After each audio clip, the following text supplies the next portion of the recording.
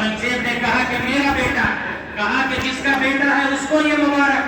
मैं शाहजहां के लिए उस दिन मुबारकबाद की बात होगी जिस दिन शाहजहां का बेटा औरंगजेब आलमगीर हाफिज बनेगा और हाफिज कुरान होकर के मेरे पास आएगा बशारत सुनाने के लिए। तारीख के अंदर लिखा है कि औरंगजेब आलमगीर के दिल पर यह बात ऐसी लगी कि जा करके फौरन वहीं पर तय कर लिया। और मौरिखीन ने लिखा है कि 2 महीना 4 दिन, बाद लोगों ने लिखा कि 4 महीना 6 दिन, बाद लोगों ने लिखा कि 6 महीने के अंदर अंदर औरंगजेब ने हाफिज कुरान बनकर बाप की खिदमत में हाजिर हुए और कहा कि अब्बा जान आज आपको मुबारक हो क्योंकि आपका बेटा हाफिज कुरान हो गया। ये वो जज्बा था। आज लोग ये कहते हैं कि शाहजहां ने जामे मस्जिद की तामीर करा दी। अल्लाह रब्बुल इज्जत यूं ही किसी से थोड़ा किसी का काम ले लेता, इतना बड़ा काम, इतना बड़ा कारनामा यूं ही ले लेता। उसके दिल में कैसी तड़प थी, कैसा जज्बा था, कुरान से कैसा इश्क था।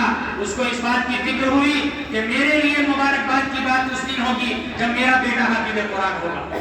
आज हम सबको ये सोचना चाहिए कि हमारा लाडला सारी दुनिया के अंदर जा रहा है, सारी चीजें कर रहा है, लेकिन कुरान पाक हाफिज नहीं है या कुरान पाक को पढ़ना नहीं जानता, तो हम सब के लिए डूब मरने की बात, हम सब के लिए डूब मरने की बात। लिहाजा आज कुरान करीम के इस जश्न के मौके पर, कुरान करीम की तकमील के इस मुबारक मौके पर आप सबको मुबारकबाद देते हुए मैं इस बात की उम्मीद करता हूँ कि आप हजरात इस बात को तय कीजिए कि हमारे खानदान के अंदर जितने बच्चे हैं सब के सब हाफिज कुरान होने चाहिए। ये कौन सी बात है कि एक बच्चा हाफिज होगा, दूसरा बच्चा हाफिज हो गया, 2 से 3 हो जाए, नहीं, सब के सब हाफिज होने चाहिए।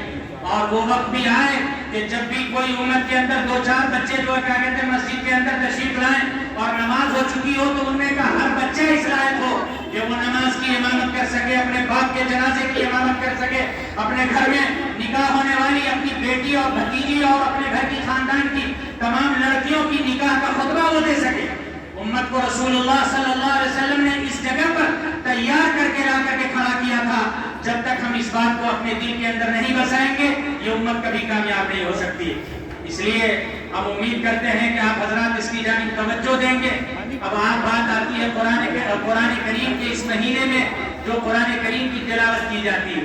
जाहिर सी बात है हम सब कुरान करीम की तिलावत करते हैं और कुरान करीम से हम उम्मीद करते हैं कि जब हम तिलावत करेंगे तो हमें सवाब मिलेगा। लेकिन ये तो बहुत ही अदना दर्जे की बात है कि सवाब मिले। सवाब तो मोमिन के हर अमल के ऊपर है। आप मस्जिद के अंदर आ रहे हैं ये भी सवाब का काम, आप मस्जिद में आकर के वजू करें, तहियतुल वजू पढ़ ले, ये भी सवाब का काम। आप अपने घर से निकलते हैं इसलिए कि हम जा रहे हैं कि अल्लाह पाकीज़ा रोजी कमाएंगे और उसके जरिए से अपने बीवी बच्चे और माँ बाप की खिदमत करेंगे, ये भी सवाब का काम। कौन ऐसा काम है जो आपका सवाब का काम नहीं? हर अमल मोमिन का हर अमल जो है वो सवाब पर मबनी होता है।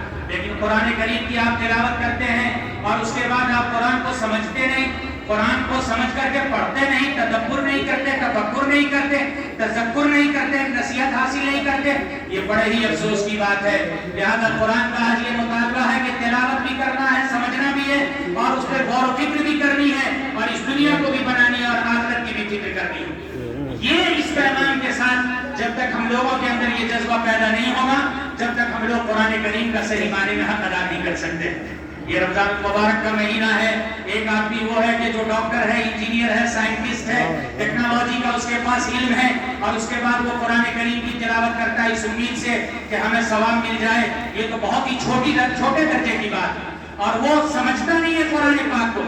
अल्लाह रब्बुल इज्जत अपने दरबार में बुला करके उस डॉक्टर को, उस इंजीनियर को, उस साइंटिस्ट को, उस टेक्नोलॉजी के माहिर को बुलाएगा और कहेगा दुनिया के अंदर तुम्हें किस चीज ने मना किया था कि तुम दुनिया की तमाम तर उलूम को हासिल किए, तुम बड़े से बड़े डॉक्टर बने, इंजीनियर बने, फलासफा बने, प्रोफेसर बने, सारी चीजें तुमने हासिल की, लेकिन आखिर दुनिया की कौन सी चीज थी जिसने तुम्हें इस बात से मना किया था कि तुम कुरान करीम को पढ़ते और फिर समझते और समझ करके अपनी औलाद को समझाते और दुनिया को समझाते?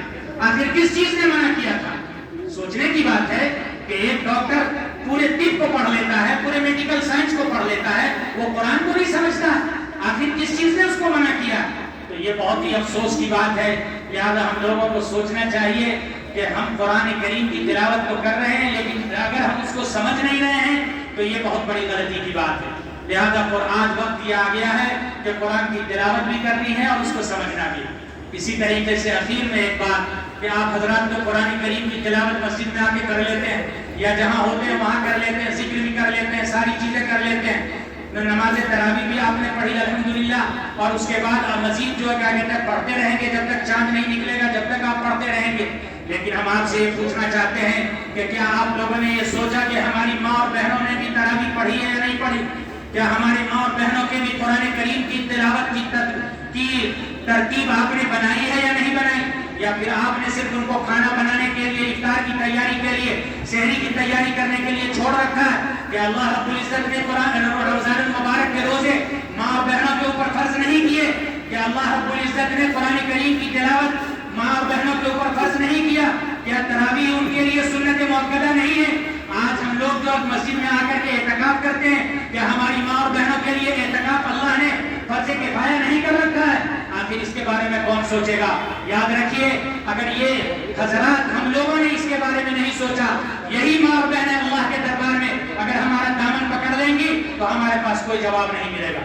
اس لیے میرے بزرگوں، یہ رمضان المبارک کا مہینہ ہے، ماں اور بہنوں کا اس کا حق ادا کرو، اس کا حق ادا کرو، اور ان کو ان کی ترتیب بناؤ کہ وہ بھی رمضان المبارک کے اندر روزہ بھی رکھیں گی، تلاوت بھی کریں گی، تراویح بھی پڑھیں گی، اور اگر وہ نہیں کرتی ہے کسی وجہ سے تو آپ اس کام کو کریں گے، وہ